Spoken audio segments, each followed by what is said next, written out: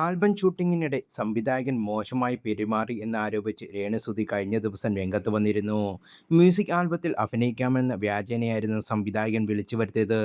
എന്താണ് കഥയെന്നോ സിറ്റുവേഷൻ എന്നോ പറയാതെയാണ് അവർ അഭിനയിക്കാൻ വിളിച്ചത്. ഞാൻ ലഹരി ഉപയോഗിച്ചതിനാലാണ് ഷൂട്ട് മുടങ്ങി എന്നൊക്കെ പറയുന്നത് വെറുതെയാണ്. മോഡേൺ വേഷമാണെന്നൊക്കെ പറഞ്ഞപ്പോൾ കംഫർട്ടബിൾ ആണെങ്കിൽ മാത്രമേ ഇടൂ എന്ന് ഞാൻ പറഞ്ഞതാണ്. വിദേശത്തേക്ക് പോകുന്ന പ്ലാനിലായിരുന്നു അന്ന്. തിരക്കിലായതിനാൽ ഡ്രസ് വീട്ടിൽ അയക്കാമെന്നായിരുന്നു പറഞ്ഞത്. ഇട്ട് നോക്കിയപ്പോൾ അത് കംഫർട്ടബിൾ അല്ലായിരുന്നു. എന്താണ് സീൻ എന്നൊന്നും അവർ പറഞ്ഞിരുന്നില്ല. മാധ്യമമുള്ളിടത്ത് കൊണ്ടാണ് അന്ന് ഞാൻ രക്ഷപ്പെട്ടത്. അല്ലെങ്കിൽ അവർ എന്നെ കൊന്ന് കുഴിച്ചു മൂടിയേനെ. അങ്ങനെയുള്ളൊരു സാഹചര്യമായിരുന്നു അവിടത്തേത്. മോശമായ ആംഗിളിൽ തന്നെ അവർക്ക് വീഡിയോ എടുക്കണമായിരുന്നു. ഒരു വിധത്തിലാണ് അതിൽ നിന്നും രക്ഷപ്പെട്ടു പോന്നിരുന്നു എന്നാണ് രേണു വ്യക്തമാക്കിയത്. അവരുടെ ഓർണമെന്റ്സ് ഒക്കെ ഞാൻ അടിച്ചുമാറ്റി എന്നുള്ള ആരോപണങ്ങളൊക്കെ വരുന്നുണ്ട് ഇപ്പോൾ. ഷെഫീനയാണെന്ന് തോന്നുന്നു ഇതൊക്കെ പറയുന്നത്. ഇപ്പോഴാണ് ഞാൻ അവരുടെ വോയിസ് മെസ്സേജ് കേട്ടത്. ഇപ്പോൾ പ്രശ്നം നടക്കുന്ന ഡയറക്ടറുടെ ഭാര്യയുടെ ആഭരണങ്ങൾ അടിച്ചോണ്ട് വന്നുവെന്നാണ് പറയുന്നത്.